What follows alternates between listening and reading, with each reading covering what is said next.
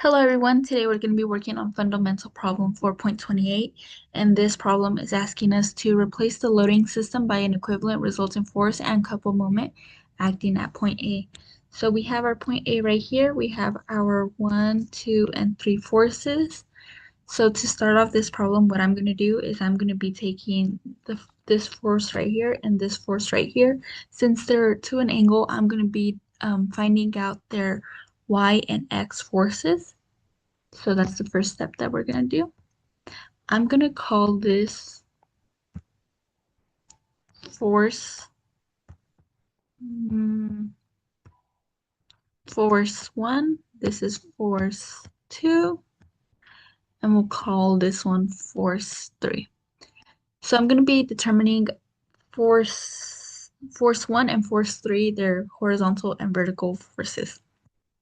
So I'm going to start with force 1. So force 1, I'm going to start off with its horizontal force. So as you can see, it's given to us that there is a 3, 4, 5 slope right here.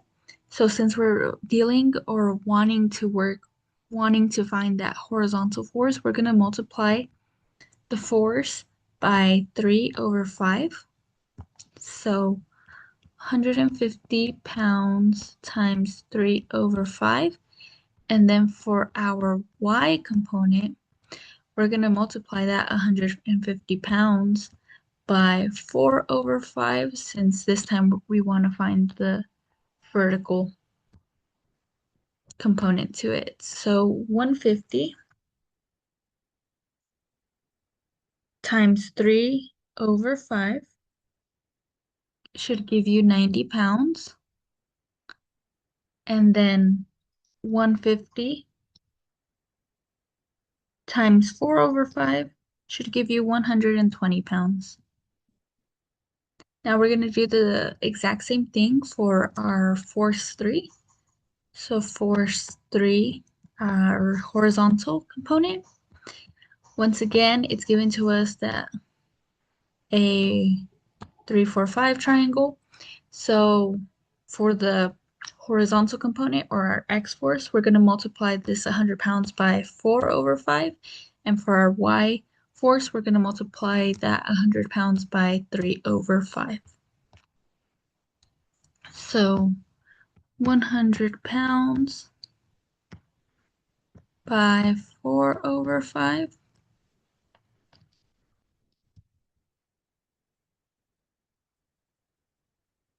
80 pounds.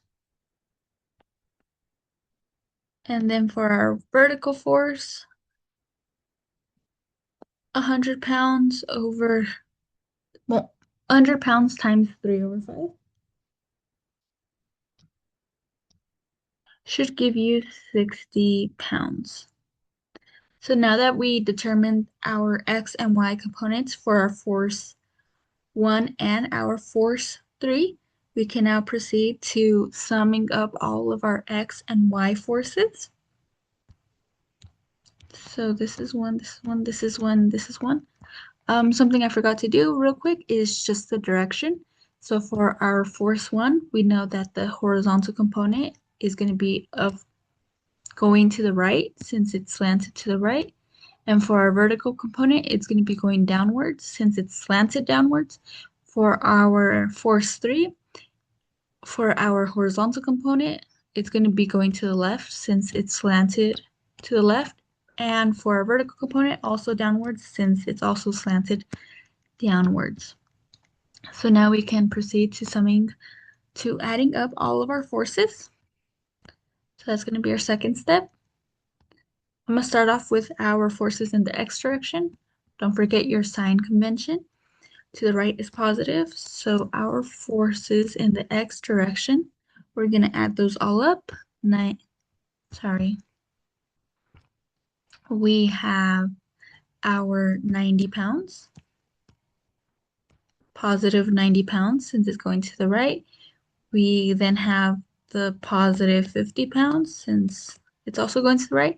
And then we have minus 80 pounds since those are going to the left.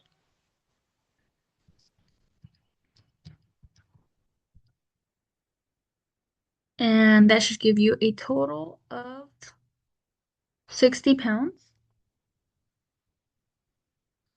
going to the right.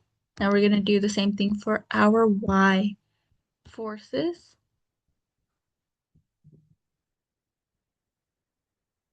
We have 120 pounds going downwards, so that's negative. From there, we have 60 pounds going downwards, negative, and that's it. We don't have another Y force, so that should give you ne sorry, negative 180 pounds going upwards, meaning 180 pounds going downwards.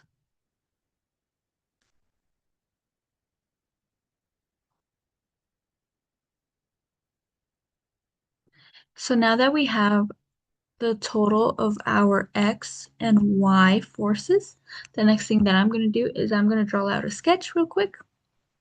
So we have our Y axis, our X axis. From there, we know that for our X axis, we have a force of 60 pounds going to the right. Let's make that a bit more visible. So 60 pounds.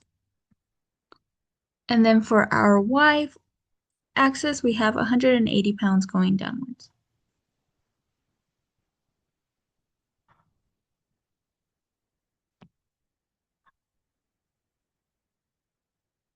So we know that our resultant force is going to be somewhere around here.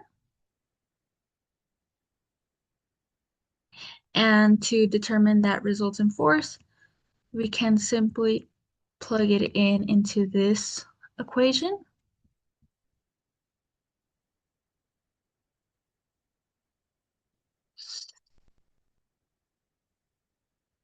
So for our X component, we have that 60 pounds squared plus 180 pounds squared.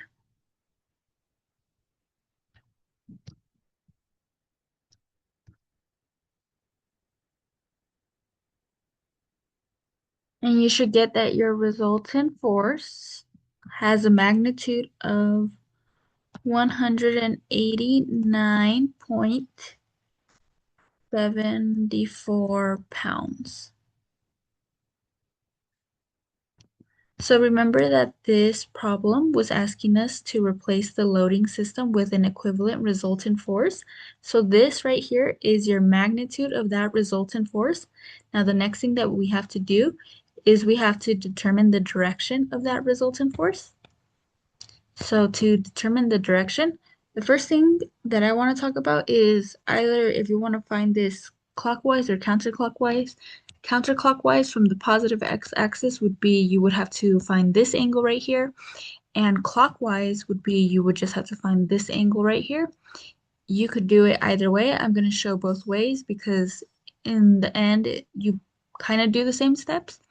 So we're going to call this angle right here theta. And to find theta, we know that our resultant force is right here. We have our x force right here. So we know that we could close off this side to make a triangle with this force right here because we know that it will be the same. So we have 180 pounds also on this side.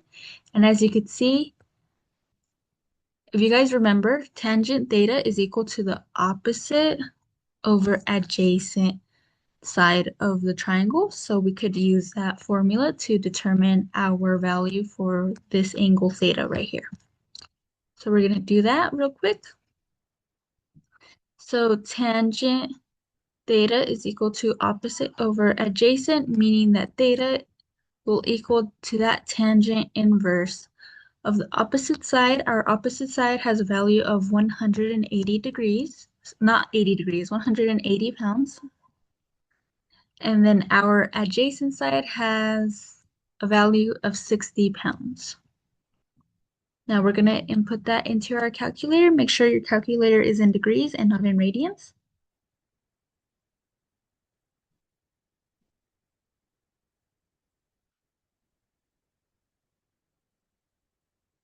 And that should give you a total of 71.57 degrees.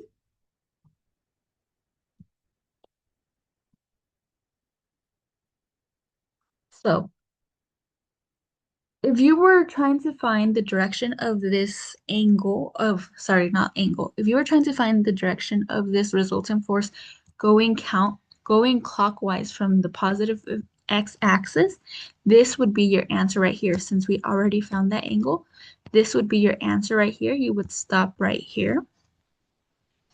Just one thing to keep in mind is that you always have to specify which direction you found it. So after you put this as your answer, you always want to put that the direction of the resultant force is 71.57 degrees going clockwise from the positive x-axis. But remember, you could also find it if the problem is asking you to find it counterclockwise from the positive x-axis, you would have to do one more step.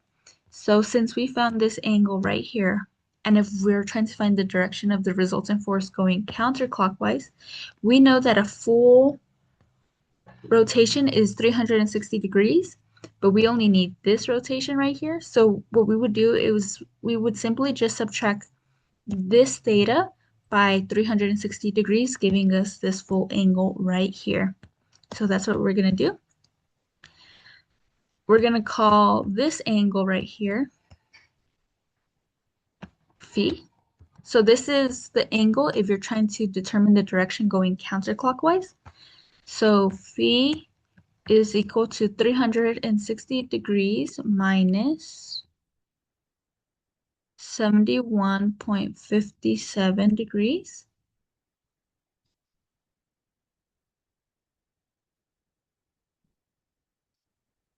And you would end up getting that phi is equal to 288.43 degrees.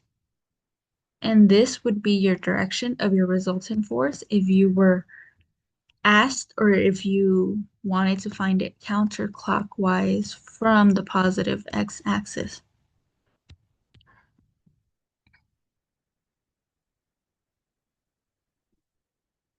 So we just solved for the first part of the problem where it asked us to replace the loading system with a equivalent resultant force.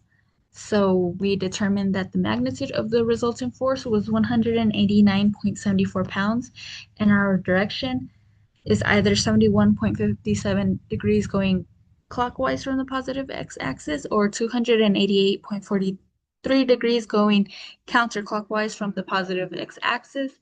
The next thing that we need to do now is we simply have to now replace the loading system by an equivalent couple moment acting at point A. So we're basically just going to be determining the moment acting on point A. So that's the next step that we're going to do. Mm, So remember sign convention, counterclockwise, positive. So our resultant moment about point A is equal to, we're going to do this step by step.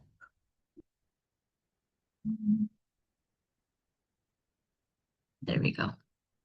So let's take a look at our first force. Rem Remember that we took our forces 1 and 3 and split that up into our X and Y forces. So we're going to take a look at our Y force for F of 1. We said that that's going downwards. So remember, moment is equal to the force times the distance. So to start off, we know this force is going downwards. So we know that's going to be creating a clockwise moment about that point A. So it's going to be a negative moment. Our force is of 120 pounds, and our distance is going to be this 3 feet right here. So we could go ahead and write that negative moment of 120 pounds times 3 feet. Yeah. Then we're going to take a look at our horizontal component of force one. As you could see, that force would lie right there on that horizontal axis that intersects this vertical axis where point A is on. So the moment, there would be no moment because that distance is 0. So we could just not write that one out. The same thing for force 2. It lies on that horizontal axis as well. So that distance, once again, is going to be 0, creating no moment on it. From there, we could proceed to our force 3. We're going to first start off with our horizontal component. So we know that it's a force right here going to the left. We know that since it's going to the left, it's going to be creating that counterclockwise moment, meaning it's going to be a positive moment. From there, our force is of 80 pounds and our distance is going to be that 1 feet right there.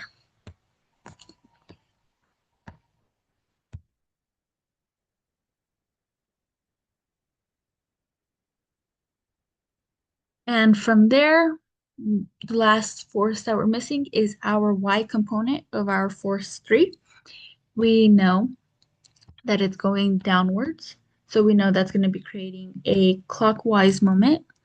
So a negative moment. Our force is of 60 pounds and our distance is going to be 6 feet because from here it's 3 feet, from here it's 3 feet. So 3 feet plus 3 feet is equal to 6 feet. So negative moment, force of 60 pounds, distance of 6 feet.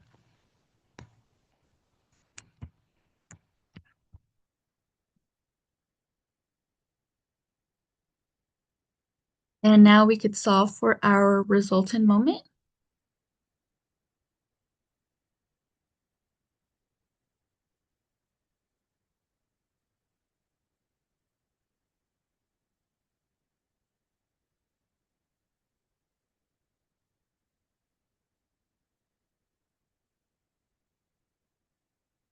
You would end up getting a negative 640 pound-feet going counterclockwise, meaning that you have a resultant moment about point A of 640 pound-feet